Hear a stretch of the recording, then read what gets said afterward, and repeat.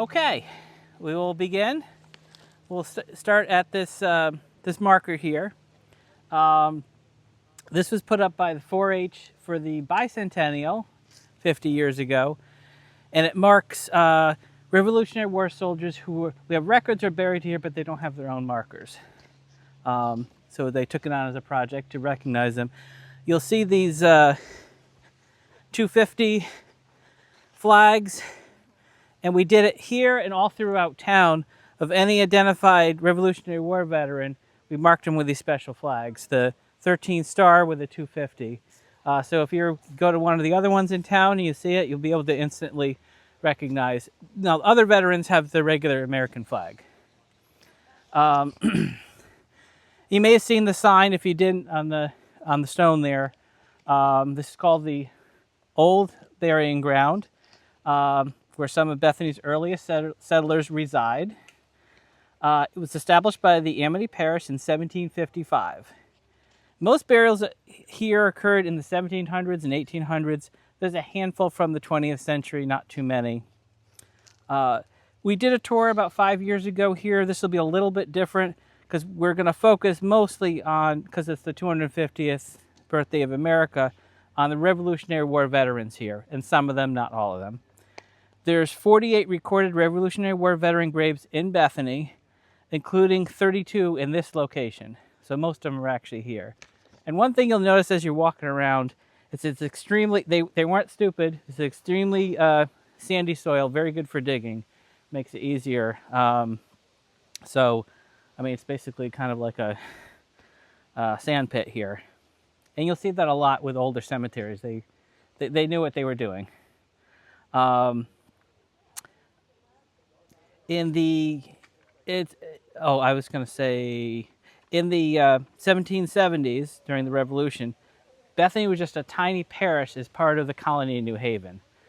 But we still sent soldiers to serve in both the Revolution as well as every other major conflict over the last 250 years. So it's interesting to see how how a little town like this were part of these great global events. And so talking about this area, kind of in the middle of nowhere, you might be wondering why it's in such a lonely spot. Rocky Corner, which is the intersection of Old Amity and Myers Road up there, was once a hub of activity in the 18th century. There was a 2-story schoolhouse there built in 1750, a little bit before this cemetery. It was used for winter church services as well as a school. It was considered the first center of Bethany. And so this, which then the center started here, because we kind of went out from Woodbridge. They branched off here. And then the next center of Bethany was Dayton Road. There was a church built there in the 1760s. And then 1831, they built the present congregation. They kept on moving north until they got to kind of the geographical center of Bethany. But you imagine from the northern Bethany down to New Haven Green was a huge trek. Not good roads, no cars, so forth. All right, we're going to go to our first stop. Talk about Captain Ezra Sperry. And something unique about him, he was in Captain Peck's 7th Company of Colonel Goodrich's 2nd Regiment during the campaign of 1755 in the French and Indian War. There are 2 other veterans here of that same conflict, Captain Amos Hitchcock and Benajah Peck. Ezra also served in the Revolutionary War. And if you look at the booklet, there's a pay order for Ezra Sperry, which was very interesting, I found.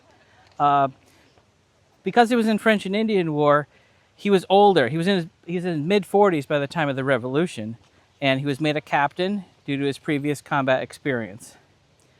He was in the Connecticut militia that marched to New York in 1776 to assist General Washington. And the pay order that I mentioned says, quote, "Pay Captain Ezra Sperry on order the sum of 60 pounds, 6 shillings, and 8 pence for sundry losses of clothing and expense of sickness of his company of militia expedition to New York, 1776.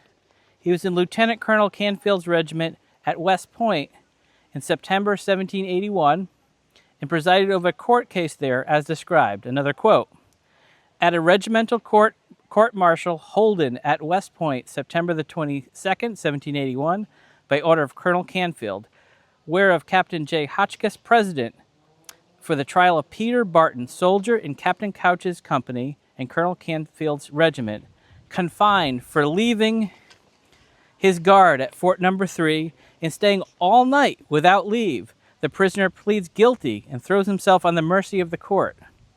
The court finds the prisoner guilty of the crime laid to his charge and therefore sentence him to receive 13 stripes on the naked back. J. Hotchkiss, President. This is Ebenezer Bishop. He served as a private in the 6th Company, 7th Regiment of the Connecticut Militia. He marched 148 miles to and from New York in September 1776 to join the American Army. And his inscription, there's quite a lengthy inscription there, reads, so it's Ebenezer Bishop, who departed this life on the 2nd day of January, 1794, aged 48 years of smallpox. He was, they put that right on his stone. He was an honest man, a member and warden of the Protestant Episcopal Church. His widowed wife and children dear, though here my body lies, my soul hath quit this earthly sphere to dwell upon the skies. Let virtue be your constant theme, secure within your breasts, that when you quit this earthly scene, your souls may go to rest. And it's a common, there's a lot of verses on there's another one up there that's somewhat similar. What's interesting, a lot of those markers like that there's no market for them because it's illegal to sell them. So if you ever saw one for sale somewhere, it's against the law. You're not supposed to take that from because it means it was stolen from a grave somewhere. This is Noah Thomas. He was a private in Captain Samuel Peck's company, Colonel Douglas's regiment, General Wadsworth's brigade. He was paid 4 shillings and 4 pence for marching 52 miles. Doesn't seem like a lot. He served 8 months in New York, Long Island, New Jersey, and White Plains, and was on Long Island when New York was captured by the British.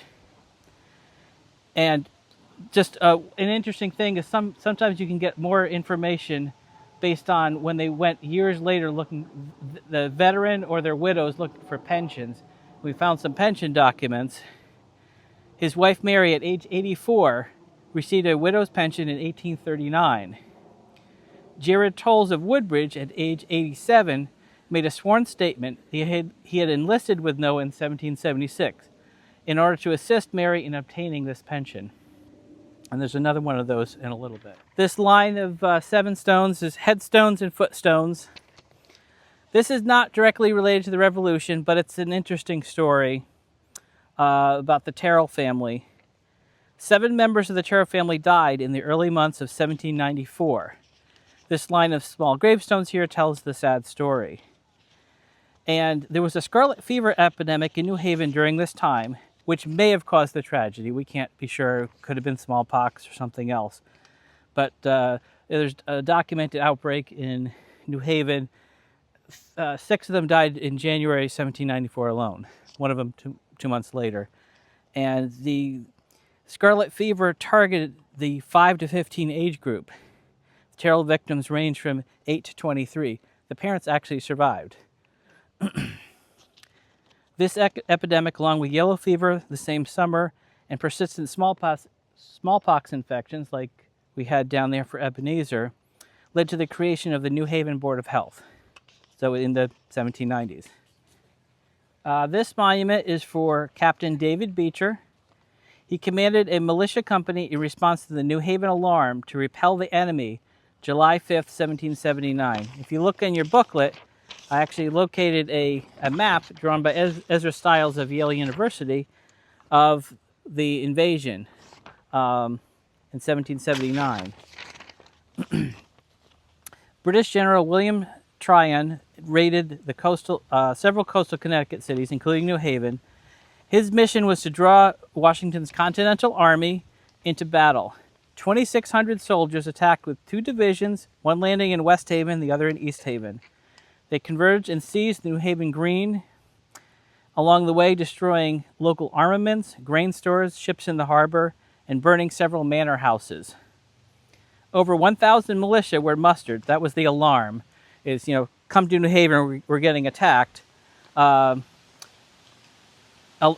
militia responded, including ones from Bethany, that we have Mr. Beecher. And initially there was a small contingent in New Haven, plus Yale University students tried to resist the invasion, but they were confronted with thousands of professional soldiers. Washington ordered a lot of the Connecticut militia were in New York in the West Point area. He ordered them to come back to defend Connecticut, but they kind of crossed. The British had left. They came back. So it ultimately, General Tyron, it did not accomplish his objective of getting a direct engagement with Washington. The armies kind of missed each other. We got one right close by, Lieutenant Titus Peck. Lieutenant Titus Peck, he was an ensign in the 3rd Company, 5th Battalion of Wadsworth Brigade. And this is a quote from the records. Battalion was raised in June 1776 to reinforce Washington's army at New York. Served in the city and on the Brooklyn front, being in the right of the line of works during the Battle of Long Island, August 27th. Engaged in the retreat to New York, August 29th through 30th. Stationed with the militia under Colonel Douglas at Kips Bay, 34th Street on the East River in Manhattan, at the time of the enemy's attack on New York, September 15th, and when forced to retreat hurriedly. So the battle in Brooklyn on Long Island, that was a failure of it was a loss for the Continental Army, as was Manhattan itself shortly after. Titus here was a casualty of the Revolution. He died in 1776 of camp distemper, which was also known as dysentery, spread through poor sanitation, contaminated drinking water, and person-to-person contact. His inscription, which is pretty easy to read, in memory of Lieutenant Titus Peck, who lived beloved and died lamented by his acquaintance, October 20th, 1776, in his 35th year. We don't have to move much to get to Samuel here. In Captain Daniel Lankin's company, Major Smith's regiment. This was during that same raid in 1779. And his inscription, this is, you see a lot of times, especially in 18th century cemeteries, variations on this. But it says, which is hard to read, "Behold, my friends, as you pass by, return to dust, I here do lie. 'Tis this alone you all must be. Come now, prepare to follow me." And, right over here. This is Lieutenant Jonathan Mansfield Peck. He was a lieutenant in Captain Pendleton's company, New Haven, 1777 to 1778. We don't have too much more detail about his service, but what's kind of interesting, he has a very unusual inscription. He was not a war casualty. It says, quote, "Who was at his daily labor by a falling tree, he was instantly deprived of life, the 21st of April, 1788, in the 30th year of his age." So he was a casualty of a tree falling, but he survived the war. 11, Mr. Timothy Ball, Esquire. And interesting, in the booklet, there's a small a commission from Thomas Fitch. He was actually similar to Ezra Sperry. He had military experience before the war. He was in the colonial militia in 1763. As an ensign of a company or train band in the parish of Bethany in the 2nd Regiment of this colony, in addition to his being a veteran of the Revolutionary War. Behind us is Stephen Hawley's grave, and he was not a veteran. He was not a military man, but he did serve as an important community leader during the Revolutionary War. He was the first minister of the Bethany Congregational Church, serving from 1763 until his death in 1804, so for over 40 years. He was born in New Milford and graduated from Yale College in 1759. He was ordained in an open-air ceremony on October 12, 1763, in this general area of Rocky Corner. The headstone here was erected by the parish in 1863 at the 100th anniversary of his ordination. And then if you see in the booklet here, this is 1963. They were commemorating that commemoration, 200 years after his ordination and 100 years after they had put up this stone. This is Mr. Ebenezer Lyons. The names are a lot of similar names. He was a private in Captain Ellis's company, Colonel Zebulon Butler's regiment. And what we said before about the pension documents being an important component, there was a lot of documents relating to widow's pension for his wife, and the other thing that's hard in some of the registers, it says New Haven, and there was Hezekiah Smith. It's like, well, okay, there are probably a lot of them. How can you be sure? With these pension documents, we can be a lot more sure because we can trace it, we can connect the dots in other ways. So his Ebenezer's widow, Mercy, she moved to Pennsylvania and received an $80 per year veteran's pension. But to qualify, she had to prove that they were married 50 years earlier. And he had already passed on. So there were documents. Lydia Clark and Adonijah French both swore under oath that they witnessed the marriage at the home of Jared Tolles by Reverend Stephen Hawley, who we just visited over there, of the parish of Bethany, in December 1787. Justice of the Peace Hezekiah Thomas, who was also the first town clerk in Bethany, certified the witness. The witnesses were, quote, in respectable standing in the community and considered persons of truth and veracity, end quote. In addition to that, to prove that they were married, Elihu Sanford also submitted a sworn statement that he served alongside Ebenezer. They were both honorably discharged, and they lived as neighbors in Bethany. So this is where we closed in on it, and we're 100% certain this is the same person. And you'll see this is the Bradley family plot. Sometimes you'll see this in cemeteries where they're all enclosed. And sometimes these are no longer in existence. The Methodist Cemetery has one like this as well. But the Bradley family was very prominent in Bethany. Jason Bradley was a first selectman. He was a justice of the peace. He was a judge of probate. They owned considerable property in this general area. But this is about Isaac, who is not a Revolutionary War veteran. He's the only Civil War veteran that's in this cemetery. But he was born long after the Revolution ended, but he did serve the country in the Civil War. And as noted actually on the stone, he was in Company E, 27th Regiment of the Connecticut Volunteers. He was involved in the Battle of Fredericksburg in 1862. And there's a letter that exists, that still exists, that he wrote to his sister Ida a few weeks later describing his experiences, which were not particularly complimentary.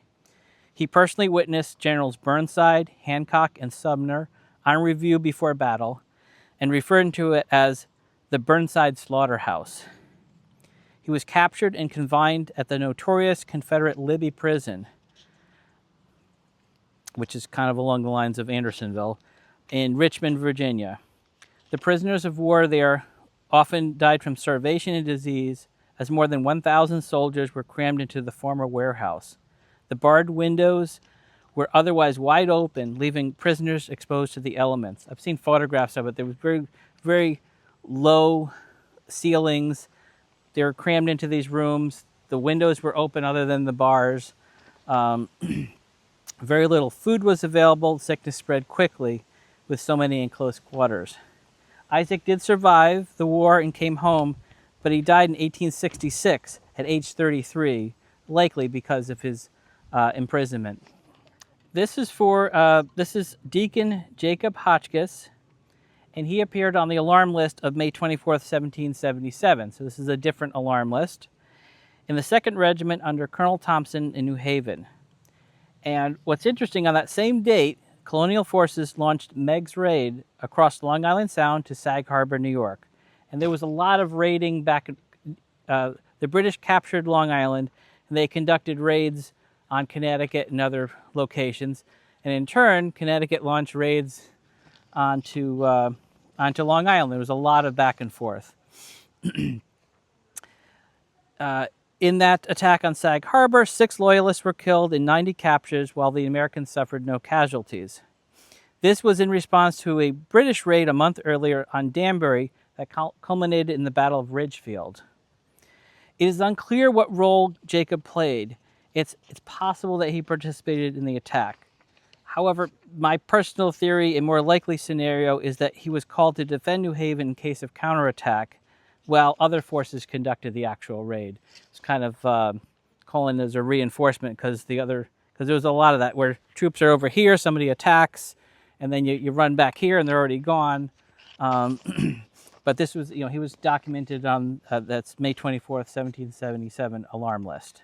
And this one actually gets confused sometimes, because there's another Peter Perkins, the father, that's over there.